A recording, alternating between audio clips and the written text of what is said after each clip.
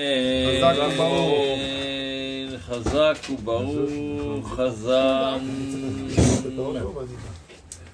הרבי כותב היום ביום יום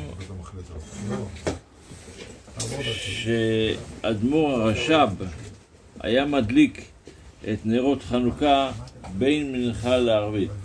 זאת אומרת, הדלקת נרות המהודרת היא להדליק בין מנחה לערבית. לא היה מדייק בפתח שישים את זה, הרי הפתח ביתו מבחוץ, שדיברנו על מקום הדלקת נרות, אבל לא היה מדייק איך שזה יעמוד, אם מדרום לצפון או מצפון למערב. את הדלקת נרות הוא היה מדליק אחרי שהנרות, רק אחרי שהיה מדליק, היה מברך את כל הברכות. ואת הנרות הללו הוא היה אומר אחר הדלקת כל הנרות. והיה יושב בסמוך לנרות חצי שעה. לא רק היה מדליק את הנרות והולך, אלא יושב ליד הנרות חצי שעה. לבד, מערב שבת קודש, שלא היה מתעכב חצי שעה, כי בערב שבת קודש צריך לרוץ לבית כנסת, למנחה, או לערבית. הוא מדייק שידלקו הנרות 50 דקות, לא פחות. אם אתה מדליק במנחה לערבית, אז עוד לא זמן השקיעה, עוד לא זמן צאת הכוכבים, והדלקת נרות של חנוכה צריכות לדלוק לפחות 30 דקות מצאת הכוכבים. אז לכן היה מדייק שיש 50 דקות, שאז זה בטוח שהם דולקים מספיק זמן. בתפילה, היות שבהדלקת נרות יש ברכות, אז אנחנו רואים דבר מעניין בהדלקת נרות.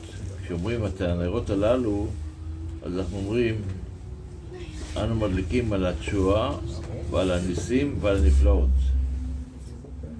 אבל כשמסיימים על הנרות הללו, אומרים סדר אחר, על ניסיך, נפלאותיך ועל ישועתך. זאת אומרת, בברכה אנחנו אומרים קודם ניסים, קודם תשועות, ואחרי זה ניסים, ואחרי זה נפלאות.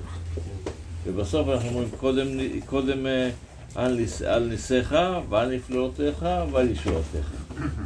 אז הסיבה לזה היא בגלל שכשאנחנו אומרים על הניסים ועל התשועות, על הניסים ונפלאות, בזמן שזה קרה, אז קודם היה נס, ואחרי זה היה תשועה, ואחרי זה, אבל בפועל אצלנו, בחיי יום, אז קודם יש את ניסיך, אחרי זה נפלאותיך, ואחרי זה תשועתך. אז לכן שינו את הסדר משתנה בין זה לזה.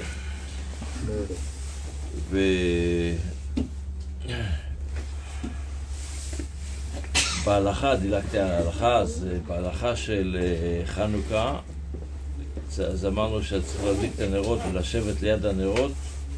השאלה היא, אם מותר לעשות מה שרוצים בזמן שהנרות דולקים. אז באמת לפי ההלכה מותר לעשות מה שרוצה. אתה מדליק את הנרות ויכול לעשות דברים אחרים. אבל א', מקובל שנשים, היות שדיברנו אתמול שגם הנשים חייבות בהדלקת נרות, אז הם קיבלו על עצמם שבזמן הדלקת נרות, בחצי שעה של הדלקת נרות, הם לא עושות שום מלאכה. וגם גברים לפעמים צריכים יותר טוב שלא יעשו מלאכות רציניות. עושים תחרות סביבונים עם הילדים. בסדר, זה בסדר. זה יושבים ביחד עם הילדים להדלקת נרות. בנושא של משיח וגאולה, אז בחג החנוכה יש, עצם חג החנוכה זה נושא של משיח וגאולה, שאנחנו צריכים ללמוד על זה ולחשוב על זה. וכן, יש גם כן את הסביבון, אם אתה אומר, אז יש הרי את הסביבון, איך שיש לו שינוי, איכשהו, בחוץ לארץ לבין הארץ. או נס גדול היה פה, או שהיה שם.